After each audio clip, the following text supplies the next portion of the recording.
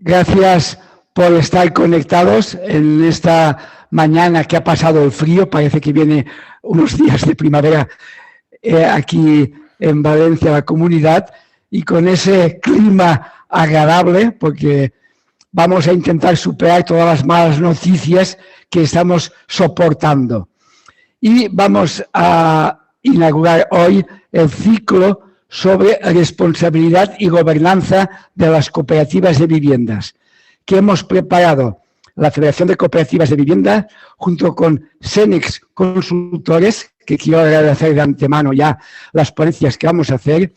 Este ciclo queremos conocer las claves de la responsabilidad y la gobernanza de las cooperativas de vivienda, tanto para sus directivos, sus gestores y su consejo rector, y también la responsabilidad sobre el blanqueo de capitales.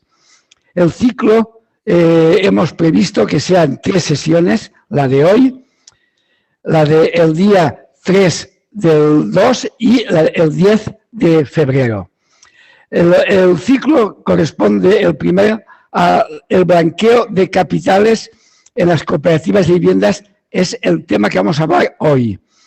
El día 3 hablaremos sobre los sistemas de compliance de las cooperativas de viviendas y el día 10 sobre la responsabilidad de los consejeros y de los gestores de las cooperativas de viviendas.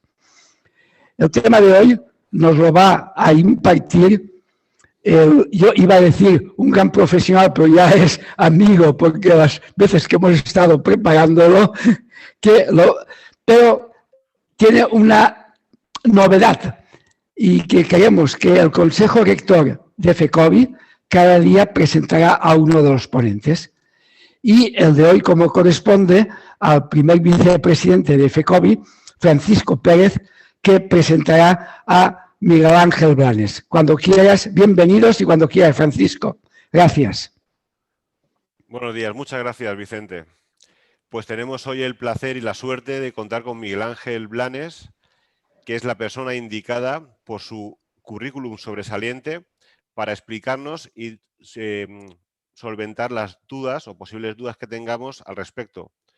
Miguel Ángel Blanes es licenciado en Ciencias Empresariales, es inspector de Hacienda en excedencia y, entre otros cargos, ha sido director general de tributos en la región de Murcia y secretario general de la Consejería de Economía también en la región de Murcia.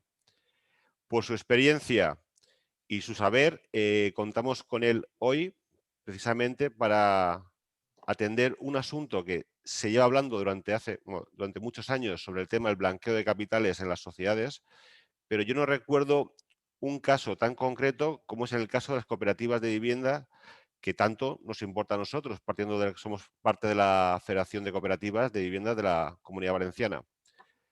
Entonces, creo que es muy interesante estas 3 jornadas por las personas que nos imparten tanta información y esperemos que todo sea correcto, que todo vaya bien y que sirva estas 3 jornadas para solventar dudas que tengamos todos al respecto.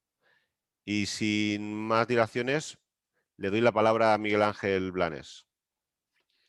Muy bien, muchas gracias, Vicente, muchas gracias, Francisco.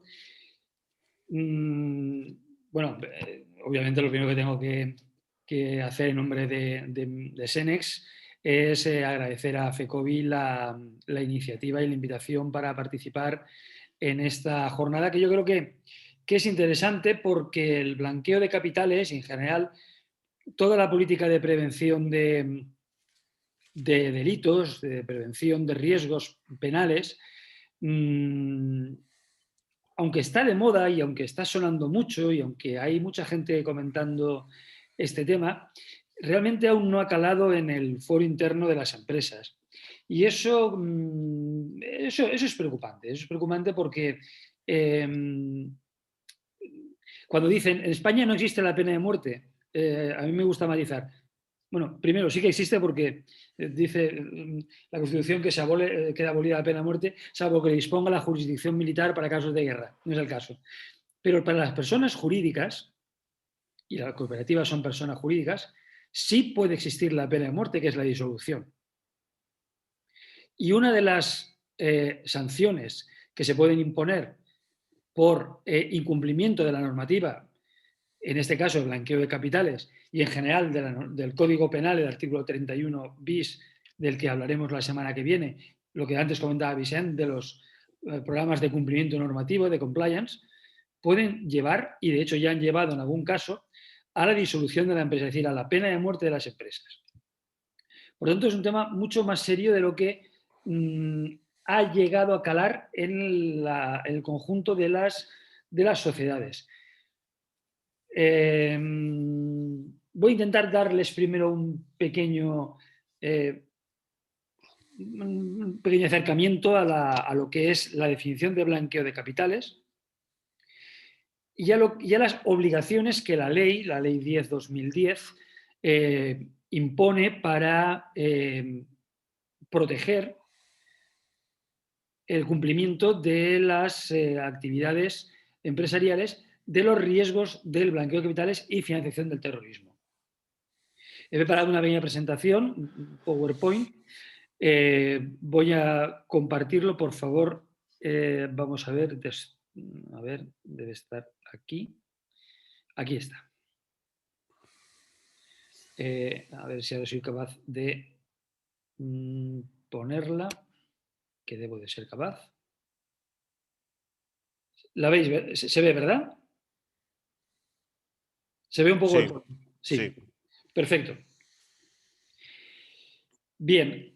¿Qué es el blanqueo de capitales? Bueno, pues hay una percepción común y es que no deja de ser una actividad por la que un dinero obtenido de forma ilícita o de forma dudosa o opaca para Hacienda, pues se vuelve al circuito. Pues sí, básicamente es eso lo que viene a decir. Es lo que viene a decir la norma, la ley 10. Define el blanqueo de capitales como la conversión o transferencia de bienes a sabiendo que proceden de una actividad delictiva o de apariencia de tal, para encubrir ese origen ilícito y reintroducirlo en el circuito económico ordinario. Es decir, lo que toda la vida hemos entendido como coger el dinero negro que se generaba en la actividad, sobre todo pues, en los sectores pues, autónomos, determinadas operaciones que ahora veremos cuáles son los de riesgo, y poderlo utilizar con una cierta normalidad. Además, bueno, pues la adquisición y posesión de estos bienes, sabiendo que son bienes procedentes de una actividad ilícita o por lo menos no irregular, y bueno, pues la ocultación o la colaboración en la ocultación de este tipo de actividades. Hasta aquí, bueno, pues la verdad es que el delito de blanqueo de capitales no tenía, está en el Código Penal desde hace muchísimos años, pero no tenía una especial, digamos, tensión, no generaba una especial tensión. Sin embargo, los tribunales han ido agravando el tratamiento del delito de blanqueo de capitales porque lo han vinculado a los delitos fiscales. Y aquí ya hablamos de un tema más, digamos, más común. La jurisprudencia ha venido a asociar los delitos fiscales con los delitos de blanqueo de capitales, al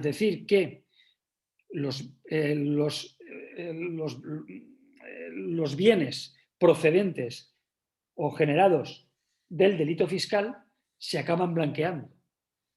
Entonces, hay una concurrencia de delitos que agrava las penas. Y ahí ya hablamos de cosas mayores, porque sumamos a la pena del delito fiscal la pena derivada del blanqueo de capitales. Y ahí ya hablamos de, insisto, palabras mayores. La jurisprudencia ha venido a reforzar o a castigar especialmente el delito de blanqueo de capitales por la concurrencia de los dos delitos. ¿Qué se entiende por bienes procedentes de la actividad delictiva?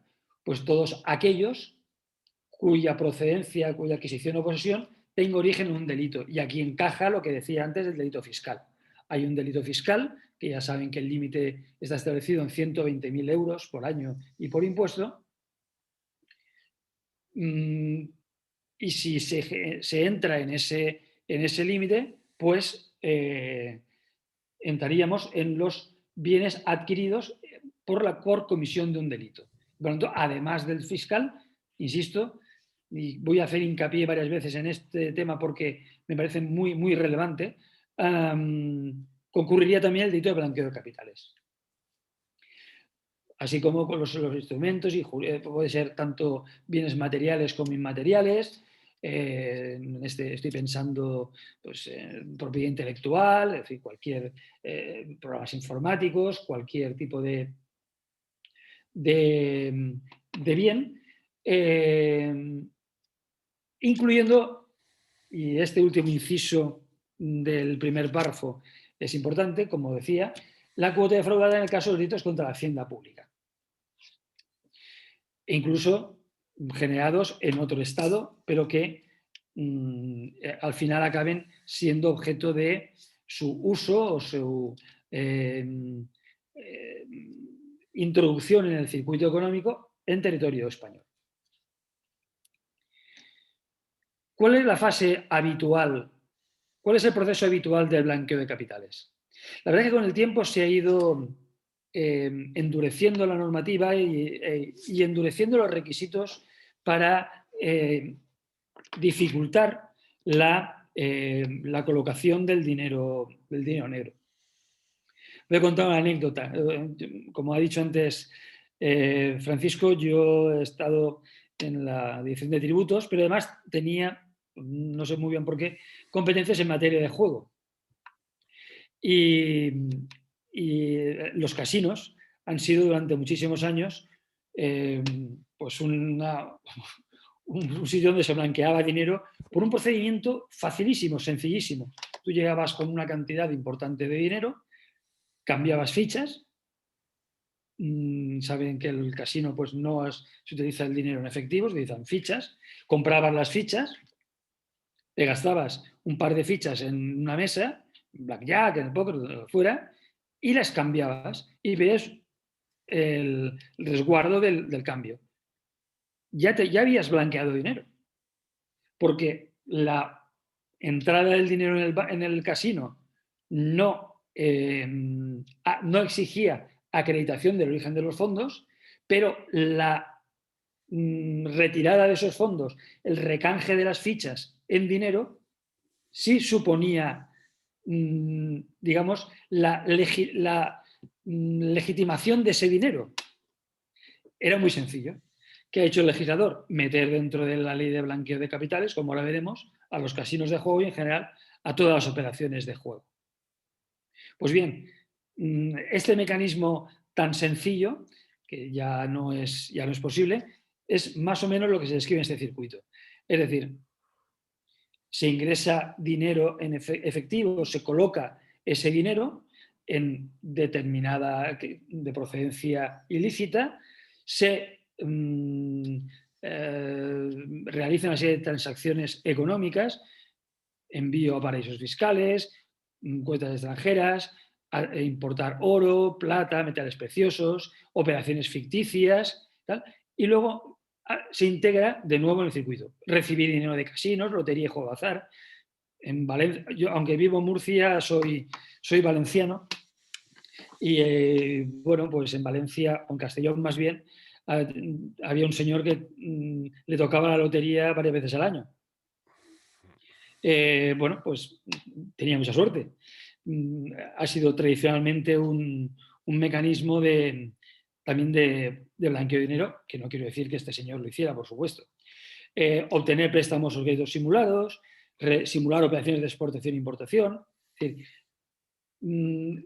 bajo el amparo de determinadas operaciones totalmente legales, se está colocando de nuevo en el circuito dinero obtenido de procedencia ilegal.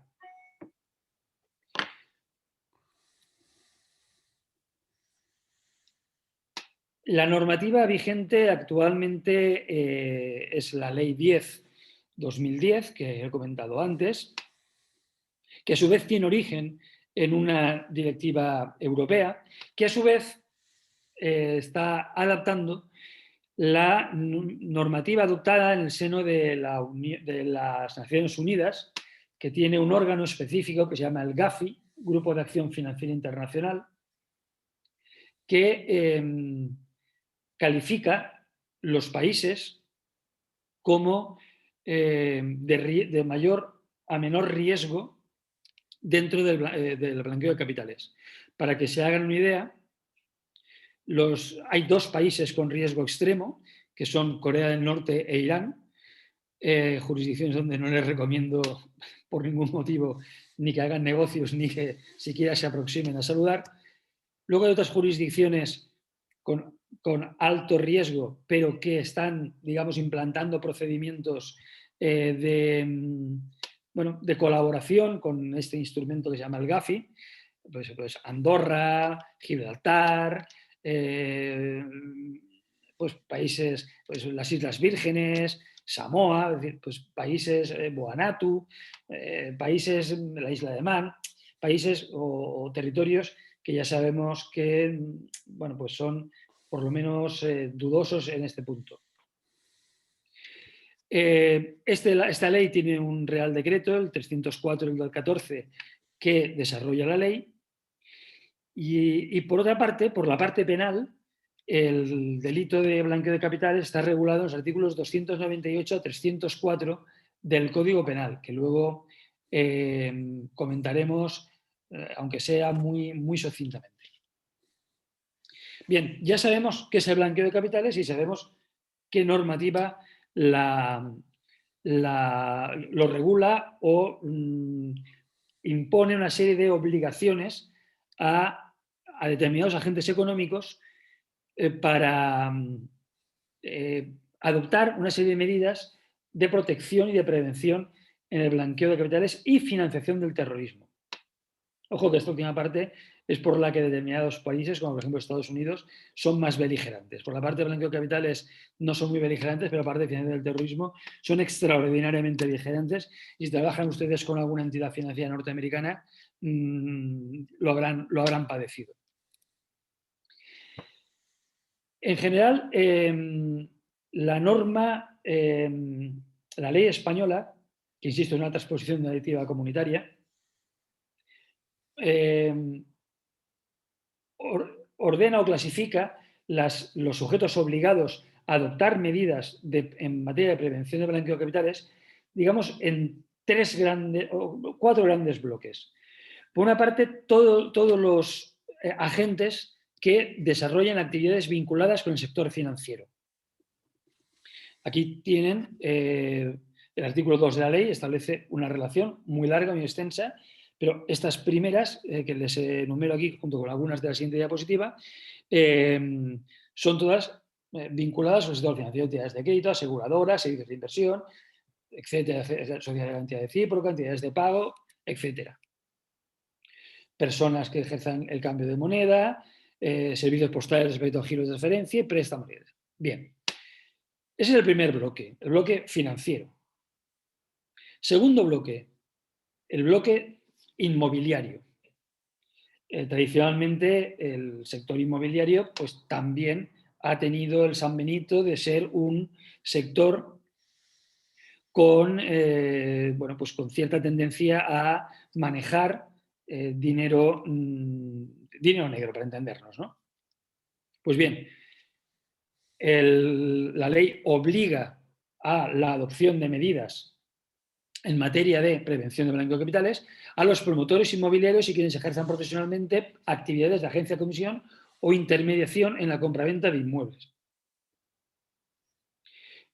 Esto les daré lleno a ustedes, sobre todo por la parte de la promoción inmobiliaria. Y con eso hablaremos un poco más en extenso en adelante. Luego, un tercer bloque afecta a una serie de profesionales que pueden tener determinadas o diseñar determinadas estrategias para la ocultación del dinero. Así, los auditores, contables externos, asesores fiscales, notarios, registradores de la propiedad, abogados, procuradores, etcétera, etcétera, cuando diseñen operaciones por cuenta de clientes relativa a la compraventa de bienes inmuebles. Vuelve a aparecer el sector inmobiliario, grupo segundo de los sujetos obligados, o la organización de aportaciones necesarias para la creación y funcionamiento y gestión de empresas. El Código Penal, en una reciente reforma, ha incluido la responsabilidad penal de los asesores fiscales y, en general, de los agentes externos que diseñen o colaboren en el diseño de estructuras previstas para la elusión de los impuestos.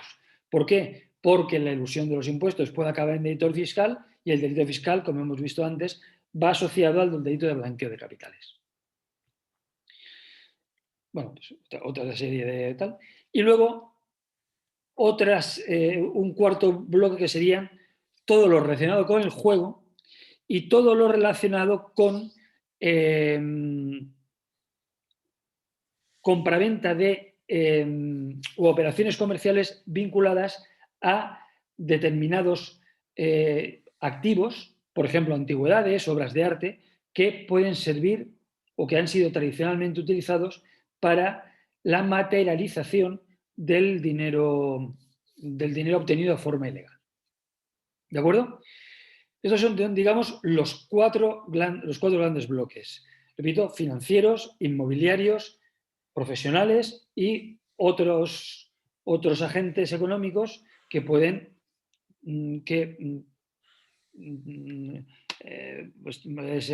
comercian o actúan con bienes que pueden materializar este tipo de actividades.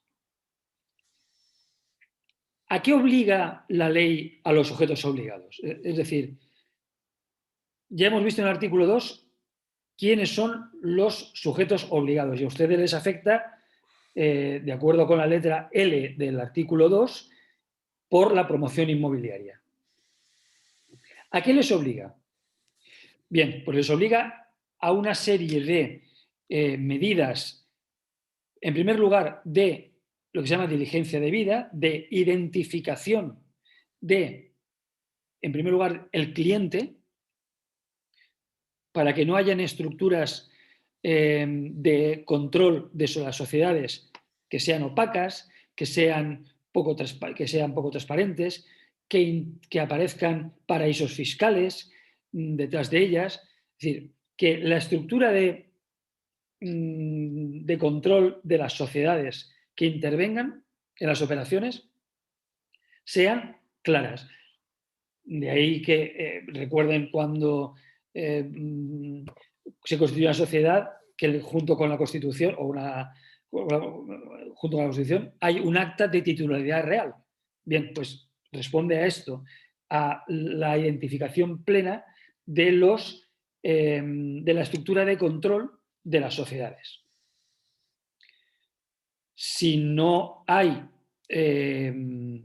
una estructura clara, entramos dentro de factores de riesgo y hay que adoptar medidas de diligencia reforzada, que ahora veremos sucintamente a qué pueden afectar. tienen que constituir un órgano de control interno. Es decir, tienen que tener una estructura dentro de la empresa, bien sea con sus propios elementos o bien externalizada, contratada con alguien, para controlar las operaciones habituales que puedan ser susceptibles de ser calificadas como de riesgo en el blanqueo de capitales. Puede ser en función del tamaño de la empresa y de su facturación y de una serie de requisitos, que sea todo un órgano de control interno o bien un simple representante ante el SEBLAC, un simple, digamos, administrador que sea la persona que establezca ese filtro de operaciones para asegurar que en todo caso están dentro de la legalidad.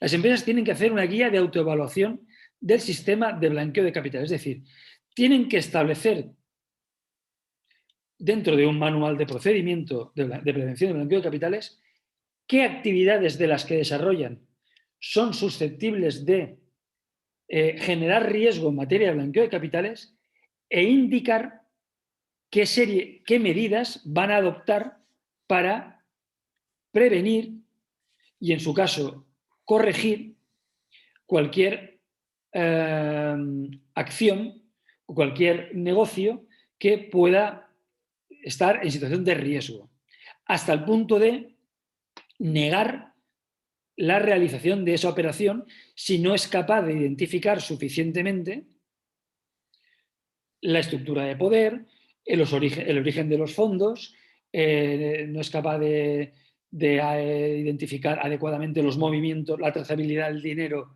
desde que se genera hasta que llega a la empresa. Es decir, una serie de procedimientos que aseguren el cumplimiento de la prevención del blanqueo de capitales. Deben de definir un protocolo de cómo actuar en el caso de encontrarse en una situación de riesgo y además deben de formar a los empleados que, digamos, tengan relación con los clientes para saber cómo actuar en caso de encontrarse frente a una operación sospechosa.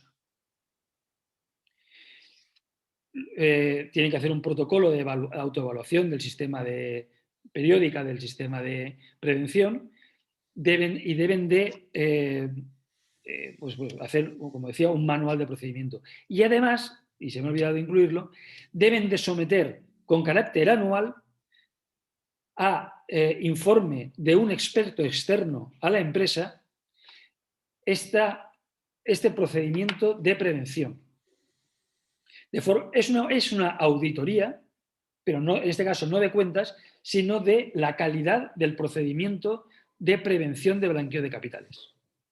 ¿De acuerdo? Estas, digamos, serían las grandes obligaciones que la ley impone a los sujetos obligados. Que les recuerdo que por la parte de promoción, con la letra L del artículo 2 de la ley, están ustedes.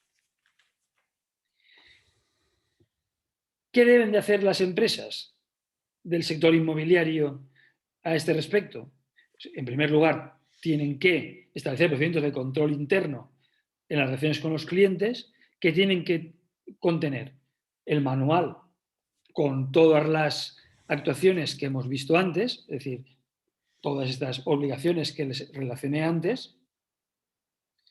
Tienen que nombrar a un representante ante el Servicio de Prevención de Blanqueo de Capitales del Banco de España, el SEBLAC. Permíteme que haga un inciso. Si la agencia tributaria da miedo, el SEBLAC les garantizo que da auténtico pavor. Son absolutamente implacables. Yo he estado en 2 inspecciones acompañando a un cliente en el SEBLAC y les garantizo que son, y eso que una de las actuaciones las hice con un ex compañero mío, son implacables. O sea, son implacables. La agencia tributaria, bueno, puede llegar a algún punto de negociación, pero estos no. Estos lo que hay es lo que hay. Deben de formar a los empleados, deben de generar una serie de instrucciones sobre cómo actuar y deben de revisar el sistema y examinarlo por experto externo. Al final sí lo incluí en la última diapositiva. Claro, no es fácil para una empresa identificar que una operación es totalmente vinculada al blanqueo, es una operación de blanqueo de capitales.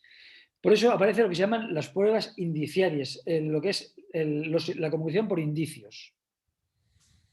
En este caso, es cualquier rasgo, vestigio, huella o hecho conocido que pueda hacernos suponer que se ha cometido un delito.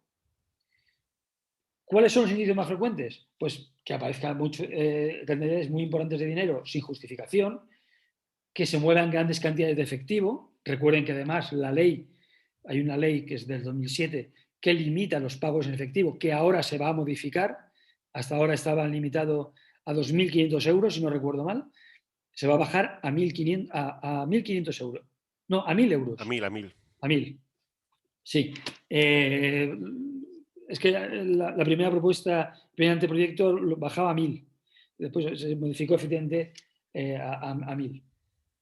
Gracias, Francisco. Bueno, pues aquí tenemos una serie de indicios. ¿Cómo actuar? Pues si se detecta una sospechosa, hay que comunicarlo al representante del SEBLAC o al órgano de control interno en caso de que exista o que la empresa esté obligada por su tamaño. Y esta operación se comunicará, o sea, se analizará especialmente, es decir, el órgano o la persona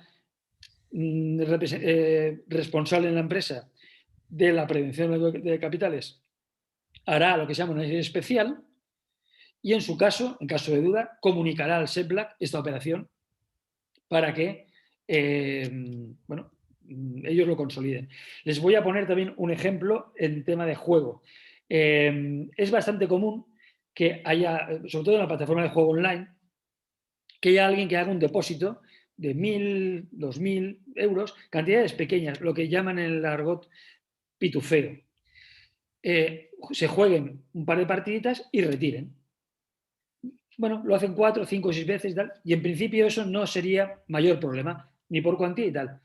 Pero comunicado al SEBLAC y consolidado con todas las 50 y tantas empresas operadoras en materia de juego, se han descubierto operaciones y tramas organizadas de blanqueo de capitales que hacen muchas operaciones muy pequeñas en muchas plataformas. Cuando el SEBLAC consolida esa información, descubre toda una red de blanqueo de capitales a través de estos mecanismos tan básicos, tan primitivos o, si quieren, tan sencillos. Voy a saltar un par de diapositivas que no tienen mucha mayor importancia y voy a ir rápidamente al régimen sancionador para no quedar al régimen penal. El artículo 301 del Código Penal define el delito de blanqueo de capitales en línea muy similar a lo que hemos visto que en la primera diapositiva, en la segunda diapositiva, que era el blanqueo de capitales. E impone una serie de penas. Ahora las veremos. En el ámbito administrativo, las infracciones muy graves, es decir, básicamente las infracciones asociadas a haber permitido la realización de operaciones de blanqueo de capitales o vinculadas al blanqueo de capitales o a la inobservancia de las normas reguladoras, multas de mínimo 150.000 euros y máximo hasta 10 millones de euros. Amonestación pública o privada, y en el caso de entidades sujetas a autorización administrativa para operar, la suspensión temporal o incluso la revocación de esto, es decir, también lo matan.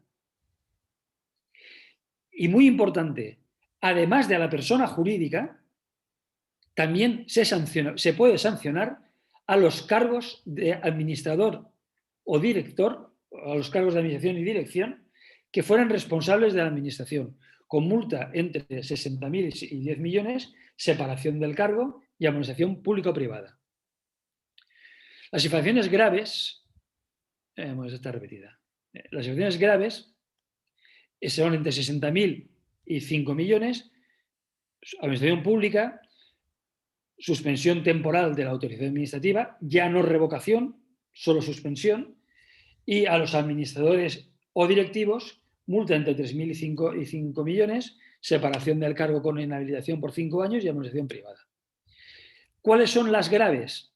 Pues, por ejemplo, no tener un programa de blanqueo de capitales. Eso lo califica como grave. Y entramos en este régimen sancionador. Las leves, amonestación privada y multa de hasta 6.000 euros. ¿Cuáles son las leves? Las que no son muy graves o graves. No es por simplificar, es que lo define así la ley. Pues bien, esto es básicamente lo que quería comentarle respecto al blanqueo de capitales y financiación del terrorismo, la prevención. Estamos ante un delito, insisto, en concurrencia generalmente con el más común de delitos fiscales, por lo tanto hay que prestarle una doble atención para evitar, por una parte, el régimen sancionador que puede llevar incluso a la disolución, a la revocación de la actividad de la sociedad, régimen sancionador importante tanto para la persona jurídica como para los administradores o directivos, y penas de cárcel incluso para los supuestos donde haya concurrencia de ambos delitos. Y con esto, pues, creo que me he excedido ligeramente del tiempo, pero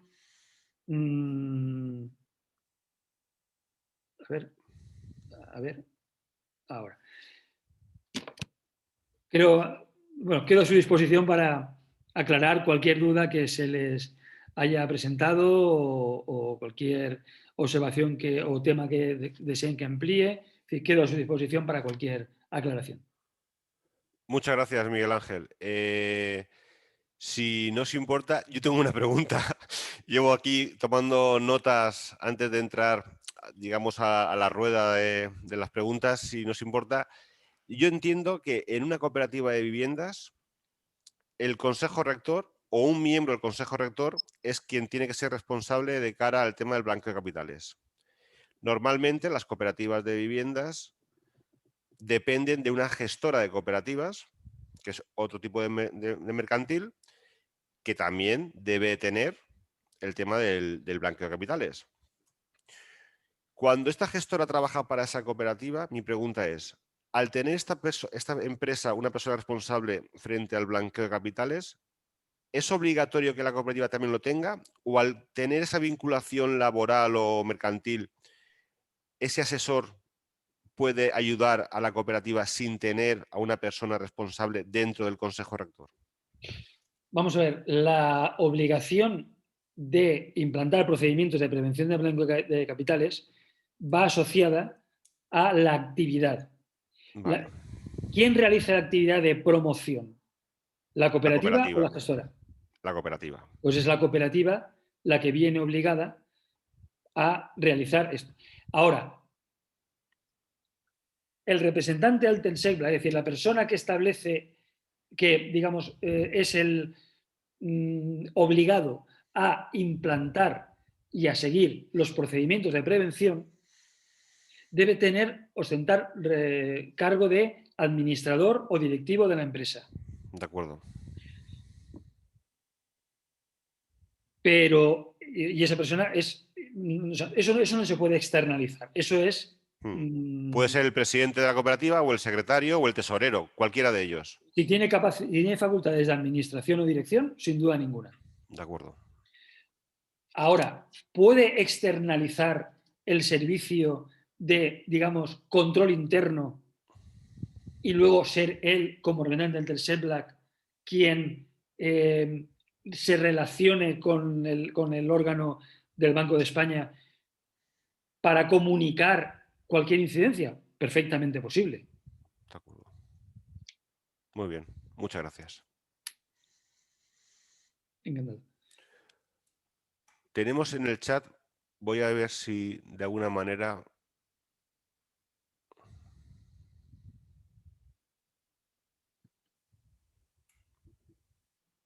Estoy viendo el chat, pero no... Yo acabo de entrar ahora porque estaba atento a tu explicación y Sí, tomando sí. alguna nota, pero por si hubiera alguna pregunta...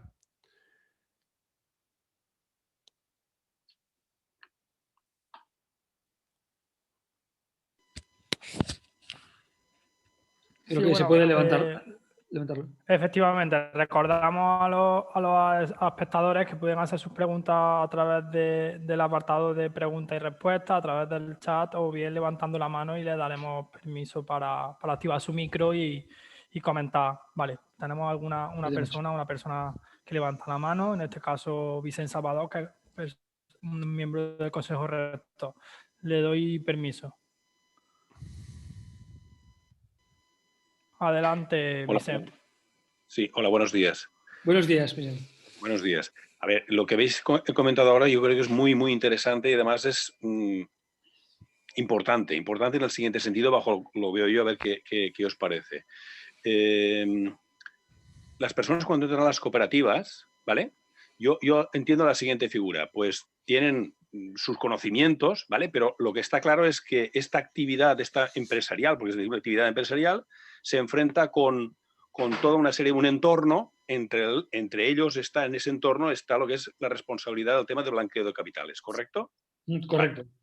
Yo creo que esto es muy importante para que dentro de la federación lo tengamos claro, para ayudar a las cooperativas a que las personas se están metiendo en temas que son muy complicados y que habría que tener muy claro realmente cuál es la figura. Utilizo la siguiente símil que también lo tenéis es jurídico, ¿no? Cuando alguien se mete en problemas jurídicos, ¿a quién nombra? Pues un procurador. ¿Por qué? Porque tú no puedes ir directamente, porque no puedes meterte y no lo entiendes. Yo no lo entiendo. Entonces, tienes que tener un representante, que sería la palabra, un representante, que realmente atienda lo que es tu necesidad. Lo que tú necesitas, o sea, que te gane un juicio o lo que sea, ¿vale? Para el juez, perdón, para el abogado. En esto yo creo que tenemos que ser muy, muy responsables. Para mí siempre ha sido un tema preocupante lo que es el tema de blanqueo de capitales o las responsabilidades fiscales bueno, financieras, no, fiscales en este caso, que tenemos las personas físicas y jurídicas. Y esto nosotros los teníamos en la federación que tener muy perfilado para asesorar bien a las cooperativas, porque yo no tengo tan claro que sea la cooperativa puede ser la cooperativa, puede ser la gestora o puede ser un agente externo que realmente lleve el proceso de lo que es el tema de la consecución de la vivienda. Por lo tanto, tiene que estar muy claro quién es ese interlocutor que representa a la cooperativa en tema de blanqueo de dinero. Sí, bueno, ahí, gracias, Vicente, ahí la ley es clara. Es decir, todos los sujetos obligados tienen que nombrar al menos, o sea, sin ninguna excepción, lo que llaman el representante ante el SEPLAC. ¿Quién es el representante ante el SEPLAC? La persona el interlocutor entre el sujeto obligado y el órgano de control. Vale. Pero esa persona, como bien dices, puede tener conocimientos o puede no tener conocimientos. Eso es así. Pasa con el tema fiscal, con el tema laboral, con el tema jurídico, con un montón de temas de lo que vivimos, entre otras cosas, los que estamos en el área de la consultoría, porque si no, no tendría ningún sentido, ¿no? Entonces, pero la ley exige que sea alguien con capacidad suficiente dentro de la empresa para relacionarse con el órgano. Ahora, ¿quién realiza el control efectivo de esas operaciones? Les voy a poner un ejemplo. Los notarios. Los notarios son sujetos obligados. Además, los notarios ven pasar por sus bufetes o por sus despachos todos los días operaciones de todos los colores. ¿Para qué les voy a engañar? Les voy a contar ninguna historia. Bueno, pues el notario es el representante ante el SEPLAC de sí mismo. por sujeto obligado. Pero el análisis de las operaciones que se hacen no las hace el notario, sino las hace un órgano, que además está previsto normativamente que se pueda constituir, del Consejo General del Notariado, que analiza las operaciones. Y le dice al notario, esta operación que te acabas de autorizar no la vemos clara porque los fondos, tal, no sé cuántos. Ellos tienen su ingeniería financiera, tienen su fuente de información, consultan las listas internacionales, consultan determinadas operaciones y generan alarmas. Se las comunican al notario. Y el notario, como representante del SEBLAC, comunica al SEBLAC que esta operación que ha autorizado con carácter previo porque no ha podido analizarla previamente, tiene indicios, y vuelvo a la diapositiva de los indicios, de, por lo menos, de que es dudosa. Pero no ha sido él quien lo ha analizado, sino un órgano. Pues apliquemos esa analogía a una empresa. El representante del SEBLAC no tiene por qué conocer la normativa en materia blanco de capitales, ni tiene por qué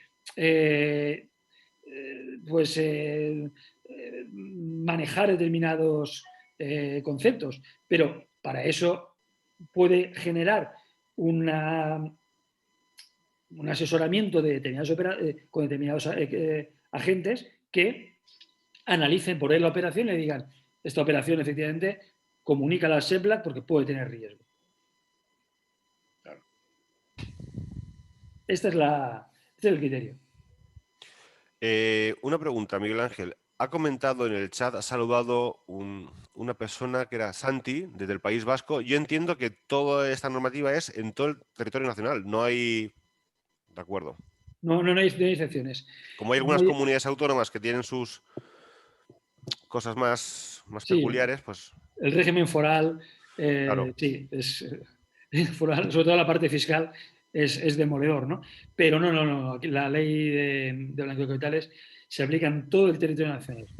Además, como decía, es una transposición de una directiva comunitaria y con matices, con bastantes matices. Sobre todo aquí somos un país muy burocrático y nos obliga pues, a meter muchos órganos de control, órganos no sé cuántos, ¿no? Pero con matices puntuales son muy parecidas todas las normativas de los países de la Unión Europea y en general de todos los países de la OCDE. Muy bien, muchas gracias. Vale, ahí en ese aspecto hay dos intervenciones en el apartado de preguntas y respuestas. Si os parece, las leo para facilitar un poco el tema. De la compañera Paqui Martín desde Canarias, felicito. Y por otra parte nos dice que sí estará disponible tanto el como el vídeo. Fran, se te escucha entrecortado. Fran, ¿no?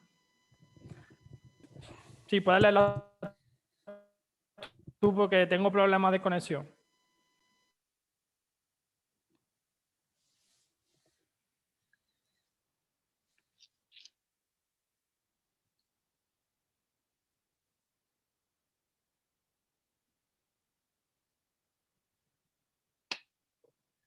A ver, yo... preguntas y respuestas. Preguntas y respuestas, vale. La leo yo, ¿vale? Paqui Martín, bueno, muchas gracias, me felicita por la ponencia. Dice copy. ¿Sería posible tener acceso al PowerPoint expuesto? Pues por mi parte ningún problema, os lo puedo, si queréis, os lo remito a Francisco, te lo remito a ti mismo y tú lo difundes a quien consideréis oportuno. No sé si ahora el problema soy yo. No, yo te escucho perfectamente. ¿Te parece que te lo mando, Francisco? Sí, por favor.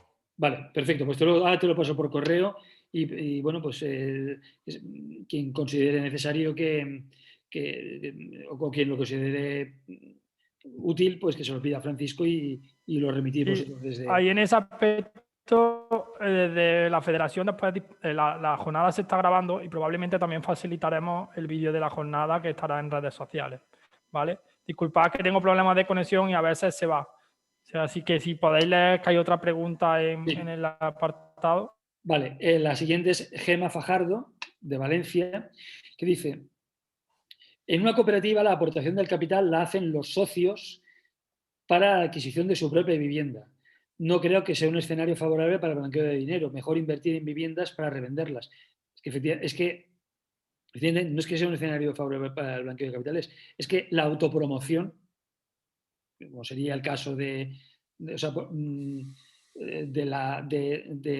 cooperativista, no es un sujeto obligado. Lo obligado sería la cooperativa por los inmuebles, por ejemplo, por los bajos, que son comunes, o por los inmuebles que desarrolle que no sean propiedad de un cooperativista. El cooperativista no está obligado a realizar la prevención del blanqueo de capitales. Es la cooperativa que hace la promoción de los inmuebles que no están sujetos al régimen de cooperativista, vamos. No sé Yo si... voy a hacer una pregunta. Gema contesta. Voy a hacer un poco de abogado del diablo y yo pregunto, por ejemplo, yo soy el presidente de la cooperativa y yo soy el responsable ante el SEPLA, ¿vale? Aportación capital social y ponemos cada socio 3.000 euros. Esos 3.000 euros se pueden entender pues, que vienen de sus cuentas personales porque tienen su trabajo y demás. Pero a lo mejor se hacen ingresos por ventanilla de 3.000 euros. Ya, pero... Con las cantidades, yo tengo que decir, oye, tener cuidado, o yo como presidente puedo decir que yo no sé si hemos juntado 150.000 euros en la cuenta con las aportaciones a capital social de cada socio. No sé si tengo que hacer la consulta o tengo que avisar. ¿Hay un límite de cantidades, por ejemplo? No, vamos a ver. No estás obligado por la actividad. Es decir, la actividad que te obliga es la promoción. Hasta que no inicies la promoción, Vale. no estás obligado. Es decir, la constitución de una sociedad, de una cooperativa, de cualquier persona jurídica, no es una operación que obliga a la introducción de procedimientos de prevención de blanqueo de capitales. Solo la promoción sería De acuerdo. lo que es. Vamos a ver. Esto en general es así. Hay algunas sociedades que, por ejemplo, una sociedad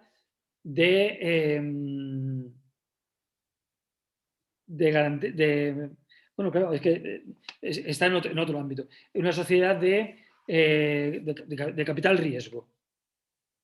Una sociedad de capital riesgo, donde invierten una serie de socios y a su vez hacen inversiones en startups o en... Bien, ahí sí que estarían obligados a identificar de dónde proceden el dinero de los socios, pero porque la actividad está señalada en uno de los bloques del primer bloque, el bloque financiero. Y expresamente identifica a las sociedades de capital riesgo como sujetos obligados. Entonces, sí tendrían que acreditar los socios aportantes, en ese caso, en la trazabilidad del dinero. Correcto, ¿de dónde? La procedencia. Y la aplicación del fondo, efectivamente. Pero no la cooperativa. La cooperativa no está en ese ámbito. Y Raquel Rubio pregunta en esa línea: ¿y el capital que se aporta para la vivienda una vez que se comienza la promoción? Volvemos a lo mismo. La autopromoción no genera la obligación. La autopromoción no genera la obligación. Por lo tanto, el capital que se aporta para la vivienda una vez que se empieza la promoción, como es para tu vivienda, no está obligada. De nada, Raquel. Me está contestando, dando las gracias. Muy bien. Creo que hay alguna más. No. No, es el mensaje de las gracias de De Raquel, creo. Ah, vale. Perfecto. 2. Vale. ¿Alguna pregunta más de las personas que asisten? Yo voy controlando un poco el chat, pero de momento no. Nada, Begoña, pues, nada, pues sigue pidiendo el PowerPoint. Gracias, Begoña. Bueno, hay una pregunta de Jorge que pone: buenos días. En el caso de cooperativas autopromovidas, para sus socios no están obligados.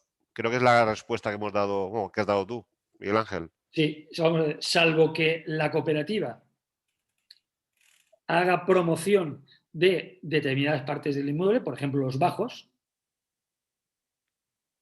pues ahí sí habría. Si solamente hacen viviendas y exclusivamente viviendas y se la quedan los cooperativistas, no hay problema.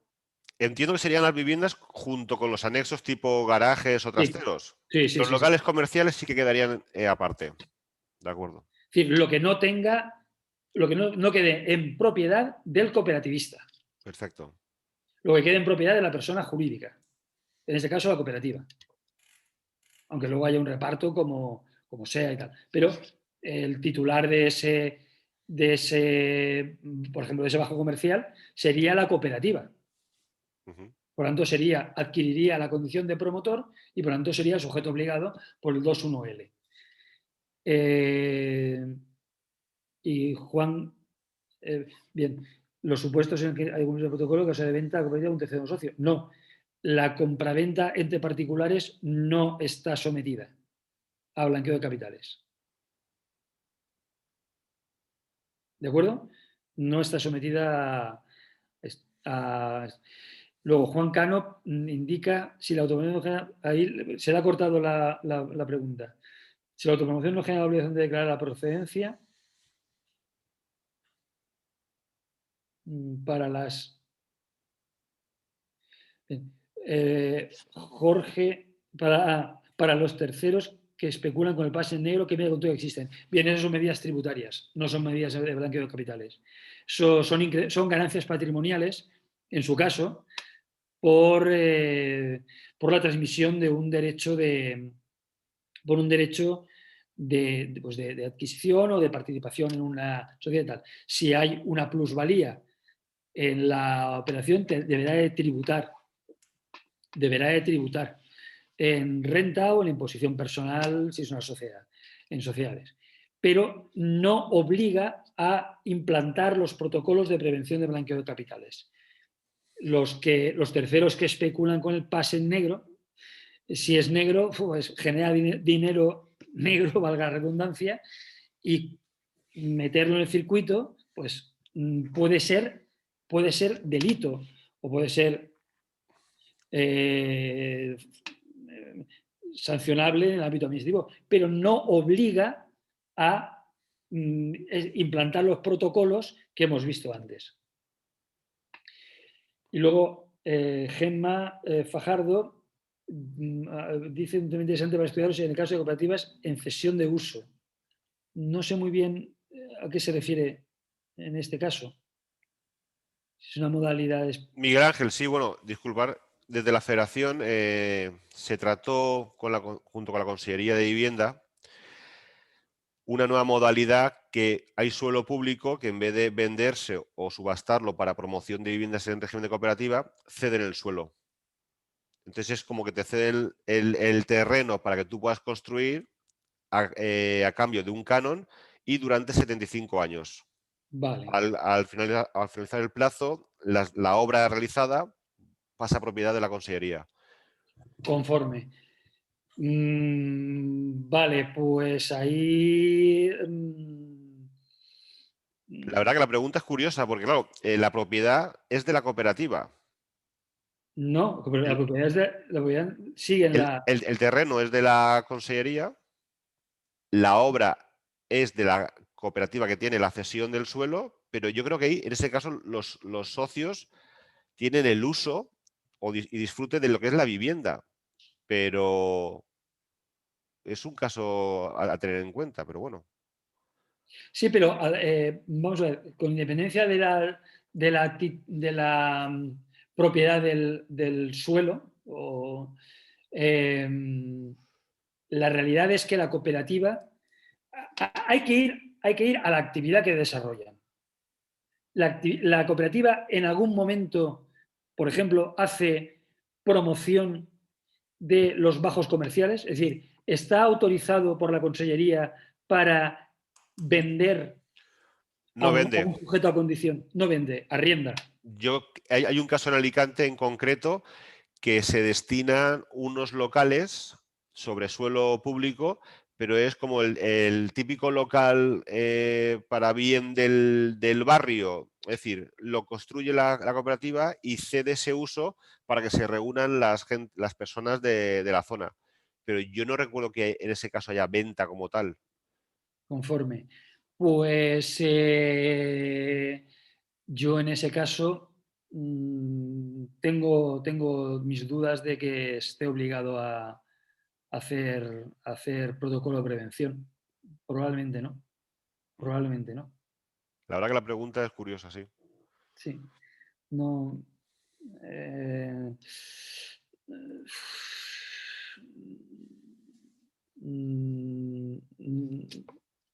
no, ahí no puedo dar respuesta porque no conozco esa realidad. No conozco esa realidad. La propiedad, dice Gemma, si no el modelo de cooperativa, la propiedad sería cooperativa, ¿no? Sino el modelo de cooperativa que no adjudica la vivienda a los socios, sino que la propiedad la tiene la cooperativa. Y el derecho de uso de las viviendas es de los socios. Luego el promotor es la vivienda, es la cooperativa. Sí. Luego, en todo caso, estaría obligada la cooperativa a hacer prevención de blanqueo de capitales. O solo por los locales o por los locales más las viviendas. Por todos los inmuebles que promueva ella. Sí. Es que la cooperativa estáis ahí en, claro, la confusión entre la autopromoción y la promoción puede llevar a esto. Hay que ir a la actividad. Es decir, quien desarrolle la actividad de promoción distinta a lo que es su propia vivienda es sujeto obligado. Quedémonos con ese concepto. Miguel Ángel, hay una pregunta de Reme desde Madrid. Las zonas comunes para Sí. actividades o coworking. Vale, actividades o coworking. Claro, entiendo que las zonas comunes serían propiedad de la cooperativa para el arrendamiento o para la venta o para la explotación de una actividad comercial. Por tanto, promoción de la cooperativa y, por tanto, la cooperativa, por esas zonas comunes de coworking o esas zonas para actividades, también estaría obligada al blanqueo de capitales. Solo quedarían fuera del blanqueo de la introducción de protocolos en materia de prevención de blanqueo de capitales los cooperativistas que se autopromuevan su vivienda.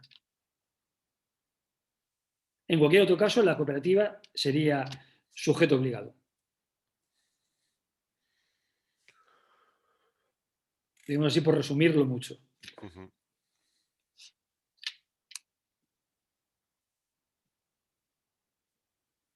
No encuentro...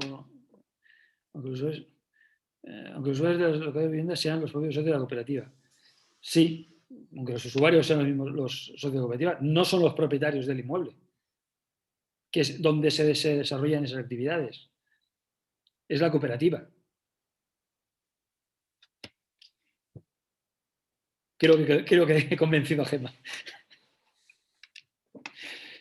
Muy bien, pues creo que hemos estado en tiempo, ¿no? Hemos respetado el tiempo marcado.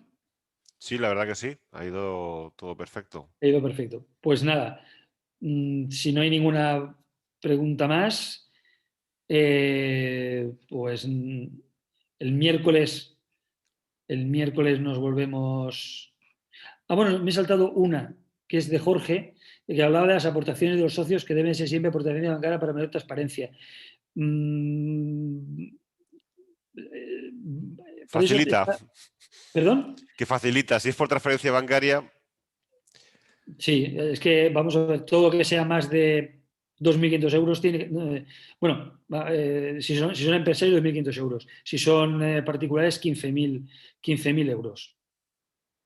Pero bueno, supongo que la cooperativa podrá establecer la obligación de que sea transferencia bancaria. No, insisto, la Constitución, la aportación al capital social o al capital cooperativo inicial no es una operación sujeta a prevención del blanqueo de capitales.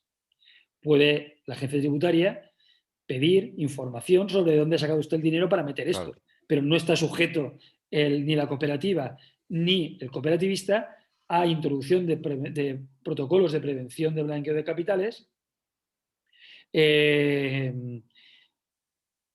por el hecho de aportar al capital social de la cooperativa.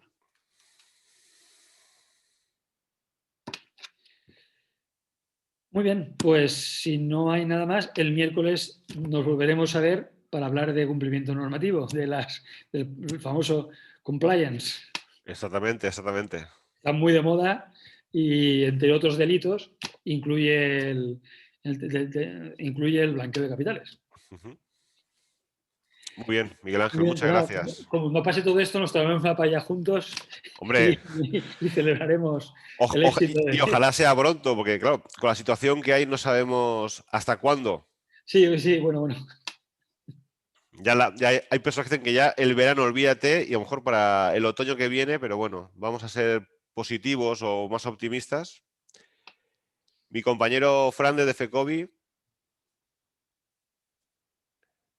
Bien, todo bien. Si os parece, cerramos aquí y nada, nos vemos el próximo miércoles. Facilitaremos el vídeo a las personas asistentes y disculpad que he tenido problemas de conexión, a ver si el próximo miércoles puedo ayudar un poquito más con el tema de las preguntas. De todas formas, yo voy a enviarle a Francisco por correo la presentación y ya que hacéis con ello. ¿De acuerdo? Muchas gracias. Muy bien, pues nada, muchas gracias a vosotros y nos vemos el miércoles. Buenos días. Buenos días. Hasta luego.